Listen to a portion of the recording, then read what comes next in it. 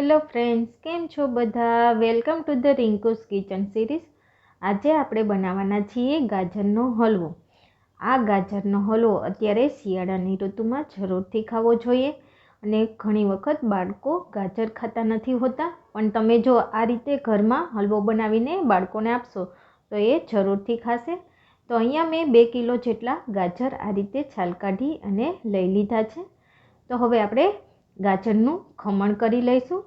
તો આ રીતે તમે ગાજરને ખમણી અને આપણે ગાજરને છીણી લેવાના છે. તમે જોઈ શકો છો અહીંયા મેં આ રીતે જાડી ખમણીમાં આપણે આ રીતે છીણ બનાવી લઈશું. તો અહીંયા આપણા બધા જ ગાજરનું છીણ બનીને રેડી થઈ ગયું છે, જોઈ શકો છો. અને અત્યારે તો આ ગાજર ખાવાના ફાયદા બહુ જ છે. અને ગાજર ખાવાથી શરીરમાં રોગપ્રતિકારક શક્તિ પણ વધે છે. તો શિયાળાની ઋતુમાં તો ગાજરનો ઉપયોગ રોજે કરવો જ જોઈએ. તો અહીંયા આપણા ગાજરનું ખમણ બનીને રેડી છે.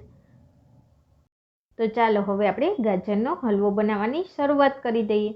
તો અહીંયા મેં ટોટલ 2 ચમચી જેટલું ઘી એડ કર્યું છે. ઘી સરસ ગરમ થાય પછી આપણે જે ગાજરનું ખમણ કરીને રાખ્યું છે એ આપણે ઘીની અંદર એડ કરી દેવાનું છે.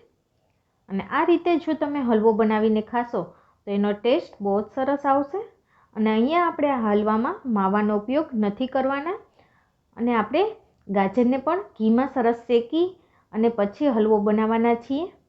ગાજરને આપણે જો બાફીએ અને પછી હલવો બનાવીએ તો એનો ટેસ્ટ એકદમ સરસ નથી આવતો. પણ આ રીતે ઘીમાં સરસ શેકી અને પછી જો તમે હલવો બનાવશો તો એનો ટેસ્ટ બહુ જ સરસ આવશે. તો આ રીતે આપણે 5 થી 7 મિનિટ સરસ ઘીની અંદર શેકીશું એટલે આપણો ગાજર સરસ શેકાઈ જશે. અને પછી જ આપણે એની અંદર દૂધ કે મલાઈ એડ કરીશું. સૌથી પહેલાં આપણે એકદમ પ્રોપર રીતે આપણે ગાજરને ઘીની અંદર ફ્રાય કરી લઈશું. અને થોડી જ મિનિટોમાં આપણા ગાજરનો કલર પણ સરસ ચેન્જ થઈ જશે. અને આ રીતે તમે હલાવતા રહેશો એટલે ગાજર નીચેથી ચીપકશે પણ નહીં. તો અહીંયા આપણા ગાજરનો કલર પણ ચેન્જ થઈ ગયો છે. હવે આપણે એની અંદર દૂધ એડ કરી દઈશું. અહીંયા આપણે 2 કિલો ગાજર લીધા છે તો તમે 1 લીટરથી ઓછું એટલું દૂધ એડ કરી શકો છો. અને તમારી પાસે મલાઈ હોય તો મલાઈ વધારે પણ ઉપયોગમાં લઈ શકો છો. તો અહીંયા આપણે દૂધમાંથી એકદમ સરસ પ્રોપર રીતે માવો પણ છૂટો પડી જશે અને આપણા ગાજર પણ સરસ બફાઈ જશે. એટલે એકદમ સરસ મીઠો આ હલવો બનીને રેડી થશે. અને હવે આપણે એની અંદર 2 ચમચી મિલ્ક પાવડર જે દૂધમાં આપણે એડ કરી અને સરસ પેસ્ટ બનાવી અને આપણે એની અંદર એડ કરી દઈશું. મિલ્ક પાવડર એડ કરવાથી એકદમ સરસ કણીદાર આપણો આ ગાજરનો હલવો બનશે. તો હવે આપણે એકદમ સરસ દૂધ બળી જાય ત્યાં સુધી હલવાને આ રીતે તાવીથાની મદદથી હલાવતા જઈશું અને એકદમ સરસ પ્રોપર હલવો બનાવી લઈશું. તો હવે આપણે એની અંદર ખાંડ એડ કરવાના છીએ. અને ખાંડ તમે પહેલાં પણ એડ કરી શકો છો. અને અહીંયા આ ગાજર વધારે મીઠા હોવાથી આપણે એના ટેસ્ટ મુજબ જ ખાંડ એડ કરીશું. હલવો થોડો મીઠો હશે તો ખાવાની વધારે મજા આવશે. એટલે તમારા ટેસ્ટ મુજબ તમે એની અંદર ખાંડ એડ કરી શકો છો. અને ખાંડ એડ કરવાથી પાછું પાણી છૂટું પડશે અને આ હલવો બનતા ટોટલ અડધી કલાક જેટલો ટાઈમ લાગશે. એટલે આ હલવો ટાઈમ લઈને તમે બનાવી શકો છો. તો આ રીતે તમે જોઈ શકો છો દૂધ આપણું સરસ બળી ગયું છે અને ખાંડ નાખવાથી એનું પાણી પણ છૂટું પડ્યું છે. અને હવે આપણે એની અંદર 2 મોટી ચમચી જેટલી મલાઈ એડ કરી દઈશું. મલાઈ એડ કરવાથી એનું ટેક્સચર એકદમ સરસ આવશે અને એકદમ કણીદાર દાણેદાર આ ગાજરનો હલવો બનશે. અને આ હલવો ખાવાની પણ એટલી જ મજા આવશે અને ગરમા ગરમ હલવો ખાવાની પણ બહુ જ મજા આવે છે. તો જરૂરથી આ રીતે ગાજરનો હલવો બનાવીને ઘરે ટ્રાય કરજો.